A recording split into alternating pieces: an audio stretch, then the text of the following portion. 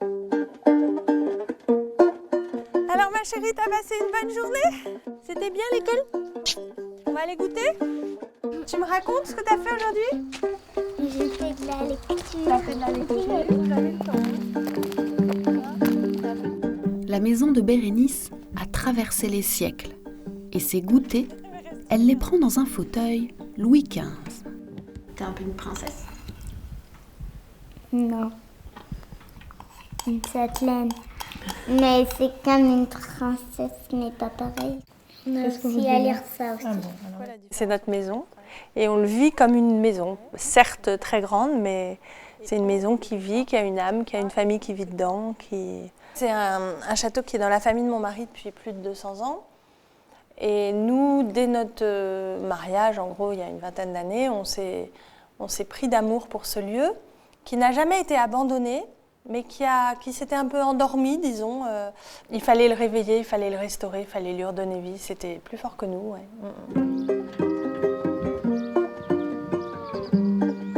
Un décor de conte de fées qui ne laisse pas le temps à Stéphanie de jouer à la princesse.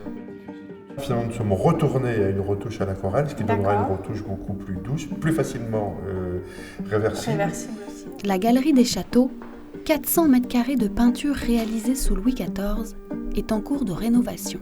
On a trouvé du mécénat américain et puis on a complété ce mécénat par du mécénat par Internet. Et pour nous, ça a été très touchant de voir des gens, alors quelquefois qui faisaient des dons de 15, 20 euros, 30 euros, mais qui nous disaient « j'ai l'impression de participer à quelque chose pour le patrimoine de mon pays ». Comme ça, mes petits-enfants pourront toujours visiter des châteaux, il y aura quelque chose à voir. Trouver des mécènes et bricoler. Stéphanie met la main à la pâte. Les petits travaux d'entretien ne manquent pas, les projets non plus. Il y a déjà 5 chambres d'hôtes et cette année, la famille construit un gîte à l'intérieur même du château. On pense que si les gens se créent des souvenirs dans un endroit, eh bien, ils s'y attachent et je sais pas, et la maison vit, elle retrouve son âme et nous, c'est ce qui nous fait plaisir.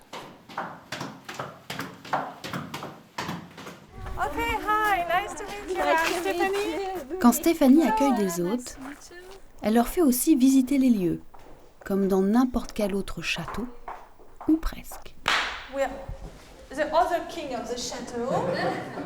Elle les installe dans leur chambre. So that's your bedroom. Yeah. Okay. Et va ensuite s'occuper de la salle à manger pour le repas avec ses hôtes. Le reste de la famille est là, Bérénice et Géraud, son mari, qui entame sa 2e journée de travail. Moi, j'arrive en soutien dans les moments creux où on n'est pas encore à la disposition de nos hôtes. Et entre le moment de leur arrivée et l'apéritif, on a un petit moment où on doit tout installer. Donc c'est le moment où il faut être actif à ce moment-là. 7 years.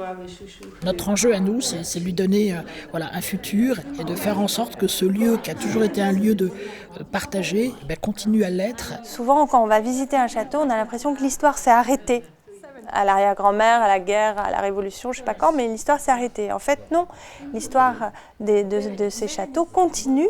Ces lieux ont encore des choses à nous apporter, même encore aujourd'hui, au XXIe siècle. Ok, venez à table. You are welcome. Pour finir, Stéphanie et Géraud invitent leurs hôtes à leur table, dans leur foyer, afin de vivre ensemble dans ce château un dernier instant d'intimité. Welcome to. Bonsoir.